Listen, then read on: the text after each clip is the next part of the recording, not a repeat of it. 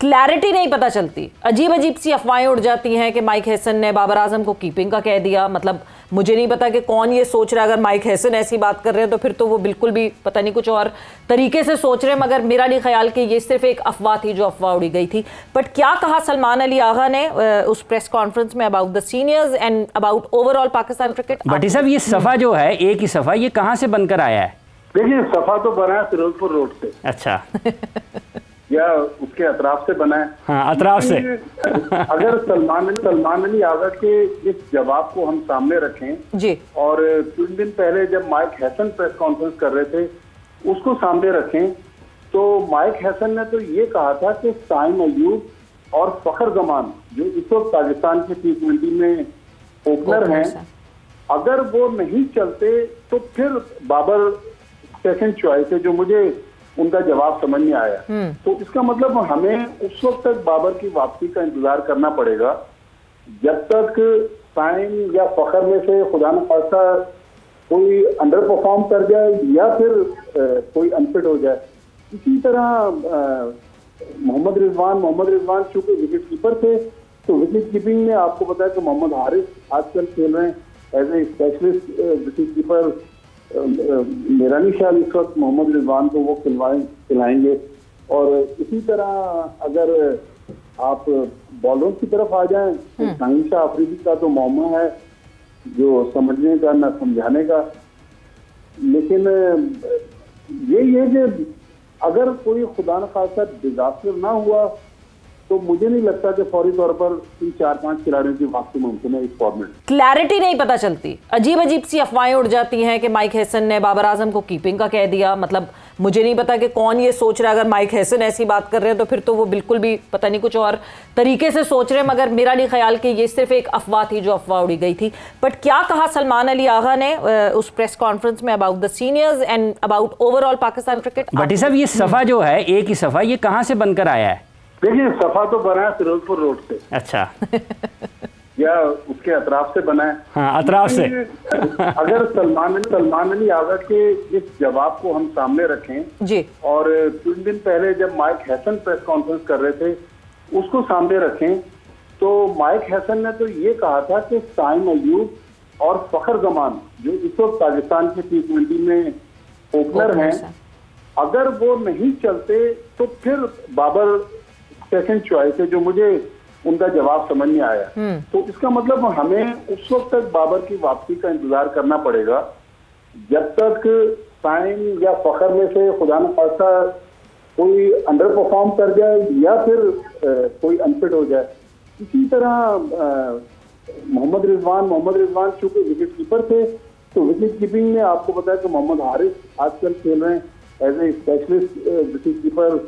मेरा नहीं ख्याल इस वक्त मोहम्मद रिजवान को वो खिलाएंगे। और इसी तरह अगर आप बॉलरों की तरफ आ जाएं तो शाहीन शाह अफरीदी का तो मौमा है जो समझने का ना समझाने का।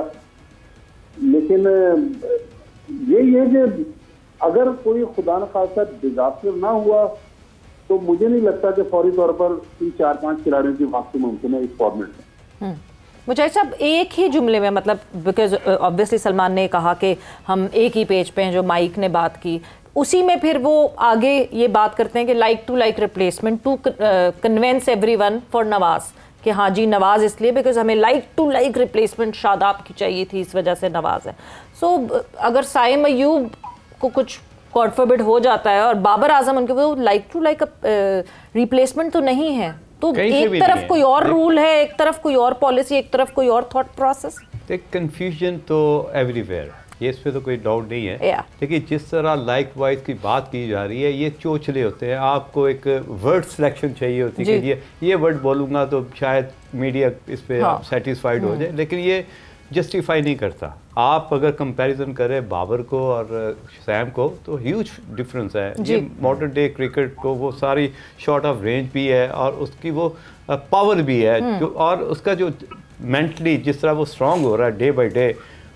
बाबर के पास शॉट ऑफ सिलेक्शन ना होने की वजह से ये प्रॉब्लम फेस कर रहा है। इस प्रेस कॉन्फ्रेंस में उसको डिस्कस किया जा रहा है। अगर उसके पास शॉट ऑफ रेंज होती या अपने आप को थोड़ा सा बेहतर किया होता। लिफ्टेड शॉट, एक ही चीज़ चाहिए थी ना आपको। दायरे वाली क्रिकेट में लॉफ्टेड शॉट जब तक नहीं मारनी है कि आप मॉडर्न डे क्रिकेट को क्राइटेरिया को मीट नहीं करते, तो आपने सिर्फ ये इन्हेंस करना था।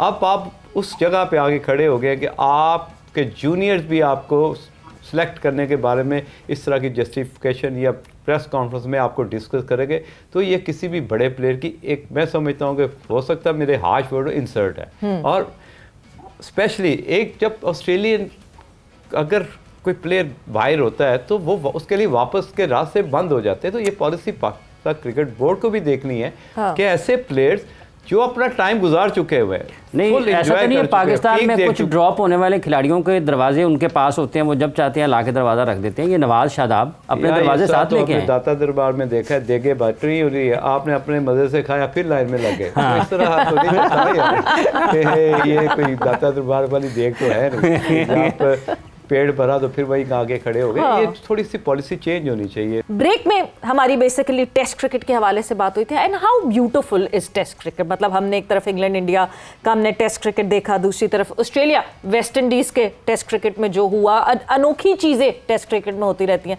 पता नहीं क्यों हमारे बोर्ड को जो है वो टेस्ट क्रिकेट खेलने का कोई खास शौक नहीं है। थोड़े से चुनिंदा हम टेस्ट क्रिकेट खेलते हैं और हमारे टेस्ट क्रिकेट इतने इंटरेस्टिंग क्यों नहीं होते? मुजाहिद साहब, मैं बिल्कुल डेविएट कर गई हूँ डिस्कशन में, बट ये जरूरी है आपसे। नहीं, देखें ये बात होनी बहुत इम्पोर्टेंट है क्योंकि हमने जितने भी कैंप्स देखे रिसेंट पास, वो सारे पावर हीटिंग, बिल्कुल अगर आप क्राउड को भी देखें कितने एंटरटेन हो रहे हैं। और ये सेशन टू सेशन जिस तरह अपने कलर चेंज करती है, beauty of cricket, because we believe कि ये कलर चेंज करती है। और हमने 3 टेस्ट मैच देखे, पहले 1200 रन करके पहले टेस्ट मैच इंडिया हार गया, फिर अगले मैच में इंडिया ने इंग्लैंड को हराया और क्राउड ने पूरा एंजॉय किया। ये आप कल का जो मैच है, जिस तरह मैच लगता था कि इंडिया बड़े आराम से कर जाएगा, जिस तरह फाइट बैक थी कि फिर आपका क्राउड इन्वॉल्व हुआ, फिर वो एक अनसीन एनर्जी आपने क्रिएट की, उससे गेम लिफ्ट हुई। अगले दिन इंडियन ग्राउंड में है, उन्होंने अनसीन एनर्जी क्रिएट की, उसको इस्तेमाल किया अंदर वाले बैट्समैन। जिस तरह जडेजा ने फाइट बैक की कि टेल के साथ उनके साथ हर ओवर में डिस्कशन, बाउंसर्स, लेफ्ट सिंगल, फिर सिंगल ना लेना, इतनी ब्यूटी क्रिकेट की मैंने बड़े अरसे के बाद देखी। वेल डन अजय रविंद्रा जिसने इतनी आउटस्टैंडिंग इनिंग खेली।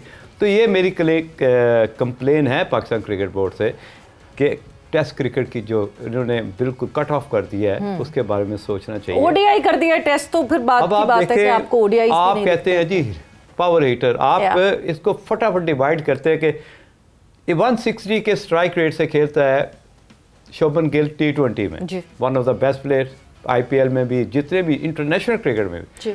सडनली जब वो वनडे क्रिकेट खेलता है तो वो आ जाता है 100 और 120 के स्ट्राइक रेट पे, क्योंकि आपको 350-400 रन करने इस एंड वाले। उसके बाद जब आप टेस्ट क्रिकेट में आते हैं तो आप अपना स्ट्राइक रेट ले आते हैं 60 to 80। तो वो इस तरह की कैलकुलेशन के साथ अपनी क्रिकेटर को भी आगे लेके चल रहे, अपनी क्रिकेट को भी प्रमोट कर रहे, और आपका बेंच जो है वो भी स्ट्रॉन्ग कर रहे हैं। But shift in the gears और बेंच स्ट्रॉन्ग करना, उसके साथ साथ किस तरह जब सीनियर्स नहीं होते टीम में तो किस तरह जो यंगस्टर्स हैं वो जिम्मेदारी का मुजाहिरा करते हैं, और वो उसकी आपने एक एग्जांपल दी अभी कि किस तरह जिम्मेदारी का। शोभन गिल को सलमान अली आगा की प्रेस कॉन्फ्रेंस में यही सवाल माजिद भट्टी साहब हमारे साथ मौजूद भी हैं, उन्होंने सीनियर्स के हवाले से पूछा, बिकॉज